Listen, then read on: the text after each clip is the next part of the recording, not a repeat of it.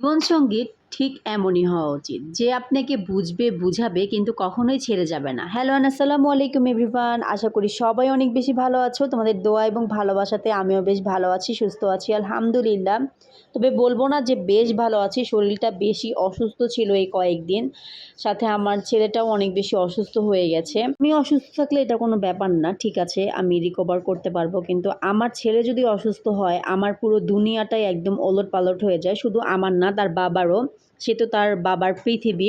তো সেদিন রান্না করতে এত পরিমাণ মানে খারাপ লাগতেছিল, একদম মাথায় তোলা করতে পারতেছিলাম না, খুবই খারাপ লাগতেছিল। তো হাজব্যান্ড এসে বলতেছে যে আচ্ছা ঠিক আছে, আজকে যেমন রান্না বান্না করার কোনোই দরকার নেই, রান্না করিনি যে এমন না, মানে টুকটাক যা ছিল আগের দিনের এগুলোই আর কি।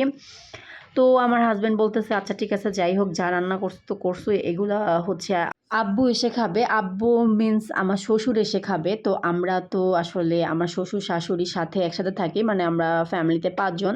তো অনেকে মনে করো যে আসলে আমরা তিনজন একসঙ্গে থাকি, মানে আমি, আমার হাজব্যান্ড, আমি আর হচ্ছে বাবু। না, আমার শ্বশুর শাশুড়ি আমাদের সাথে থাকে, যেহেতু আমার হাজব্যান্ড হচ্ছে একা, তার বাবা মা সন্তান, তো সেই হিসেবে আমরা সবাই হচ্ছে একসঙ্গে থাকি। তো এটা তোমাদেরকে আজকে হচ্ছে একদম ক্লিয়ার করে দিলাম। অনেকে এটা আমাকে জিজ্ঞেস করো, এই জন্য হচ্ছে আজকে বলে দিলাম ব্লগের মাধ্যমে। তো তারপরে হচ্ছে এখানে আমাদের খাবার চলে আসছে। আমার এত পরিমাণ ক্ষুধাও লাগছে, আবার মাথা ব্যথাও করতেছিল।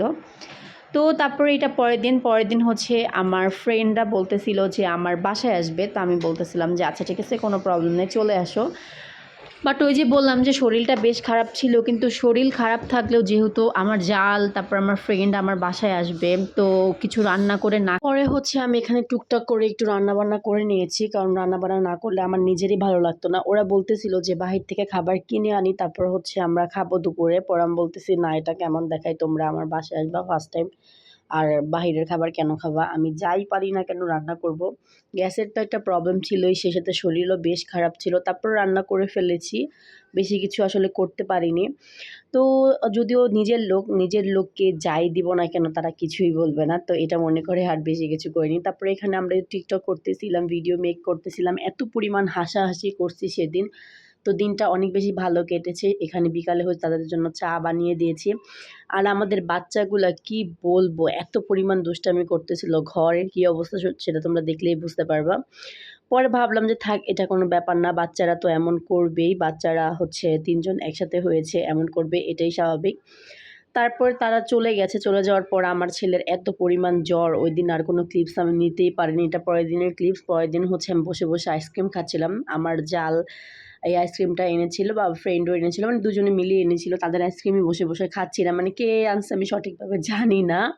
মানে দুজনের একজনে হয়তোবা আনছে হয়তোবা। বাট মজা ছিল আইসক্রিমটা। আর আইসক্রিম তো অ্যাজ ইউজুয়াল মজা হবে, এটাই স্বাভাবিক।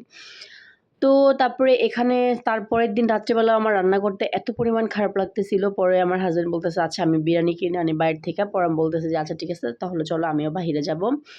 পরে বিরিয়ানি-টিরিয়ানি কিনে এনে খেয়ে ঘুমিয়ে পড়েছি। তার পরের দিনের ক্লিপস হচ্ছে আমার ফ্রেন্ডের বাসায়, মানে আমার জালের বাসায় হচ্ছে আবার দাওয়াত ছিল। সে বলতেছিল সে খুদের ভাত, তারপর আরও অনেক আইটেম করবে। তো সে অনেক আইটেমই করেছে। আসলে মাংস, মানে পোলাও মাংস থেকে কিন্তু খুদের ভাত, তারপরে ভর্তা ভাতের ঝামেলা কিন্তু অনেক বেশি। তারপরে সে কোথায় খুঁজে পায় নাই। তারপর আমি হচ্ছে বাসা থেকে তারপর চিংড়ি মাছ এগুলো রান্না করে নিয়ে গিয়েছিলাম। আর বাকি সব কিছুই সেই হচ্ছে অ্যারেঞ্জমেন্ট করেছে। মোটামুটি খাবারটা, মোটামুটি বলব না, বেশ মজা ছিল। তারপর হচ্ছে তৃপ্তি সহকারে খেয়েছি। আর ভর্তাগুলো বেশ ভালো ছিল। আমি আসলে সচরাচর সবার বাসায় তেমনভাবে খেতে পারি না। বাট অনেক ভালো ছিল। আমি আসলে তৃপ্তি নিয়েই খেয়েছি। তারপরে এখানে সন্ধ্যার দিকে, মানে একদম সন্ধ্যা আজান দিবে তার হয়তোবা ১০-১৫ মিনিট বা আধা ঘন্টা আগে সবাই বলতেছিল যে চলো আমরা একটু শাড়ি পরি, রেডি হই, একটু মজা করি।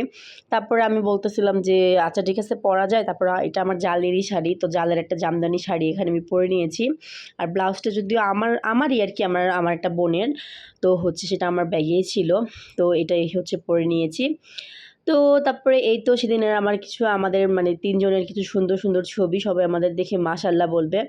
আসলে এই জীবনে যাকেই বন্ধু বানিয়েছি, আসলে জীবনে বাঁশ খেয়েছি। কি বলবো এক কথায়। এখন আসলে বন্ধু বানাতে ভয় লাগে। তো তাদেরকে বলেছি তোমরা আমার বন্ধু না, তোমরা হচ্ছে আমার বোন। কারণ বোনের সাথে সম্পর্ক খারাপ হলেও একসময় সম্পর্ক মিটে যায়। বাট বন্ধুর সাথে সম্পর্ক খারাপ হলে সেটা সহজে মিটে না। তো কি আর করার, ওখান থেকে ডিরেক্ট বাসায় চলে আসছি। সাথে মানে আসার সময় আমার মার সাথে একটু দেখা করে আসলাম, আমার ছোট্ট মাটার সাথে। সবাই আমার মাকে দেখে অবশ্যই মাশাআল্লাহ বলে দিবেন। তারপরে এখানে এসে কি আর বলবো, কতদিন আর রান্না না করে থাকবো, আর কতদিনই বা বাহিরের খাবার খাবো। বাহিরের খাবার খেতে, খেতে তো খুবই খারাপ অবস্থা হয়ে গেছে। সাথে বাচ্চাকেও খাওয়াতে হচ্ছে, যেটা একদমই উচিত না। তারপরে এখানে এসে আমি রান্না-বান্না বসিয়ে দিয়েছি। তারপরে সকালবেলা উঠেই এখানে আমার ব্রেকফাস্টটা শেষ করে আমি পোলাও বসায় দিছি। পোলাও হতে, হতে আমার আনুষঙ্গিক আর যত কাজগুলা ছিল আমি একদম শেষ করে ফেলেছি। এর মধ্যে আমার হেল্পিং হ্যান্ড আন্টিও চলে আসছে, তো সে সবকিছু করে ফেলেছে। সাথে এখানে বিকালের জন্য একটু নুডলসও রান্না করে রেখেছি, যেহেতু মানে বিকালে কিছু তো খেতে হবে, তাই না?